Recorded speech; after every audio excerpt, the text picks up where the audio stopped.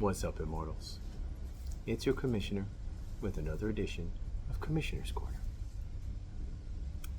I love making these videos, I really do. I was thinking about it. I love making these videos because it's summertime. Everyone's having a good time, enjoying the great weather, going on vacation, barbecues, fetes, just hanging out, drinking, having a good time. Life is good.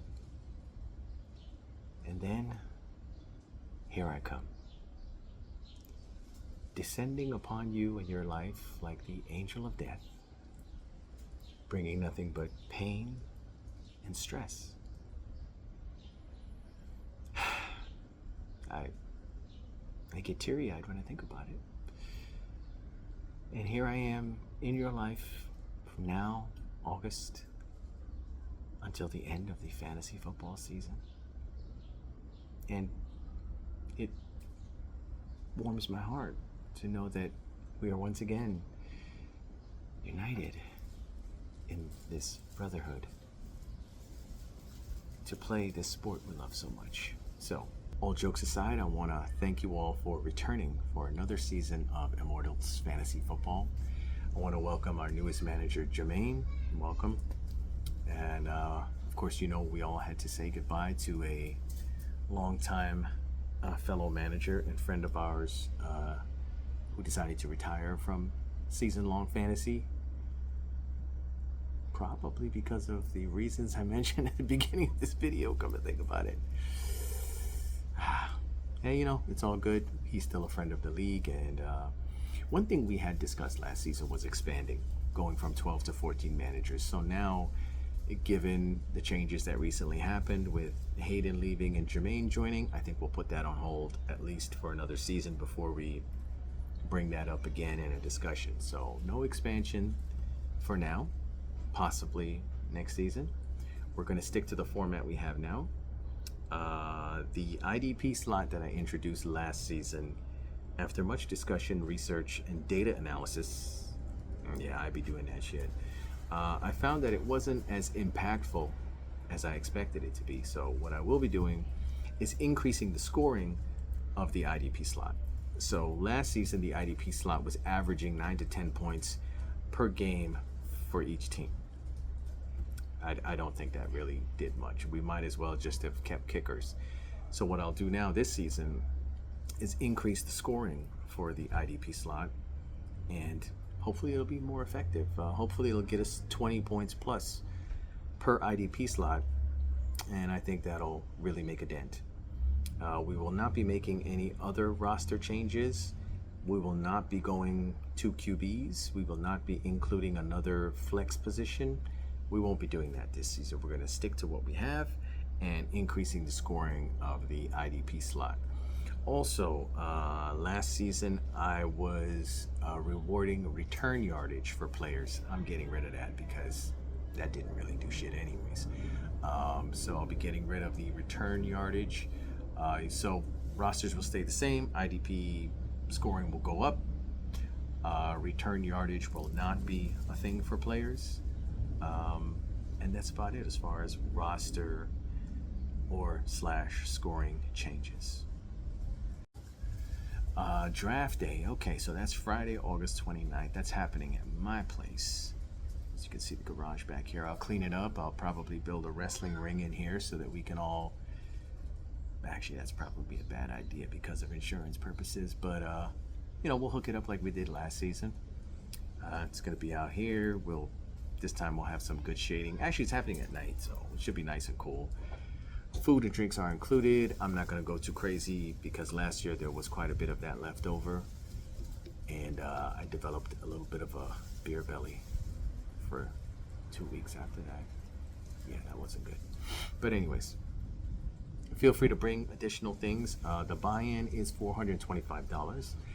And all of you already sent your deposits of $75, which I'll be using to order the new belt. So there's a new championship belt we are ordering. I will be ordering. Now, here's the thing with that.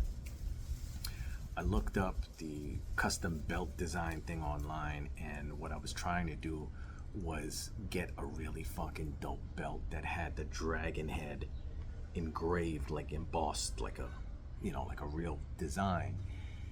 And unfortunately, these online things like undisputed belts and stuff like that, they don't really do that. So I would have to go to a trophy shop and have them take a real championship belt. Like I went to this place over here in Metropolitan in Forest Hills, and they said that's an expensive custom job, which totally understandable. So what I'm going to do is get a replica of the championship belt that we had that is pretty much on its last leg right now, that was signed by all those wrestling greats,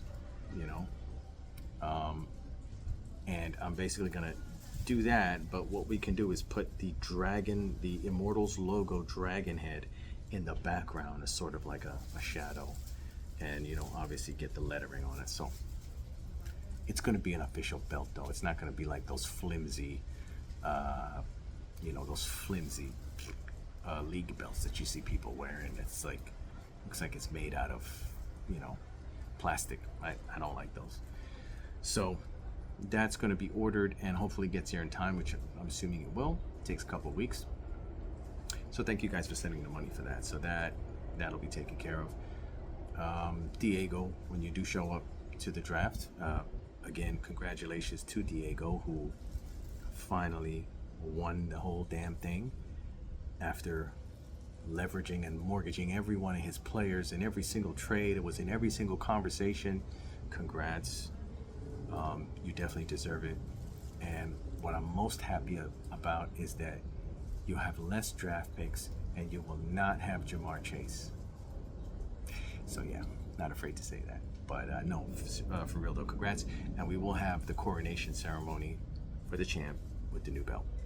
I will also be updating the Immortals Manifesto, which is the PDF manager's guide that I made a couple years ago. I'll be updating that slightly. Not much changes. The keeper rules are staying the same. There's nothing really to add in there. Maybe just the IDP information. That's about it. So the keeper rules are staying the same. That's not going to change. That hasn't changed for a long time since we solidified it. And I shared recently in the group chat the keepers from last year, so you get an idea of what's eligible or who's eligible for you to keep again. Keep track of that. And I'll also be sharing screenshots of players who are eligible keepers going into this season. You can feel free to declare your keepers anytime you want up until the keeper due date, which is August 26th, which is 3 days before the draft day. You can trade right now. You can wheel and deal. There's some managers out there right now in the league who are sitting on a pile of draft picks. And I'm sure as fuck they would trade some of those draft picks for players, keepers, if they have room on their roster. So, hey, it's time to wheel and deal again, man. The bell's ringing, school's open. Let's go. All right, so let's talk about trades now.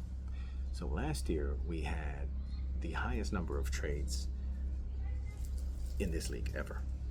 The highest number of trades that actually went through and the highest number of trades that were proposed. And I think that has a lot to do with the philosophy behind our trade committee. And the philosophy was, we'll let your trades go through unless we see that it leaves one manager in a deficit for a long time, because a deficit or being in a hole in this league can really last a long time. And also, we don't want people to panic and just have a fire sale and then regret it, which I can see and I can hear already. People are regretting some of the moves they made last year.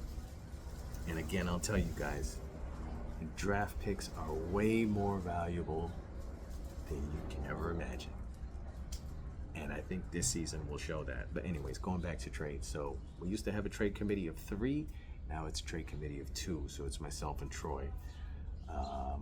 And what we'll do is we'll just discuss. And as you can tell from last year, we let the majority of trades go through. And I think it's a good system. We'll stick to that system. So that's trades. So that about covers everything. at least everything that I needed to address with you guys. Thank you for listening and watching this edition of Commissioner's Corner. And it's time. It's time to play the game. Time to play the game. Ha ha ha.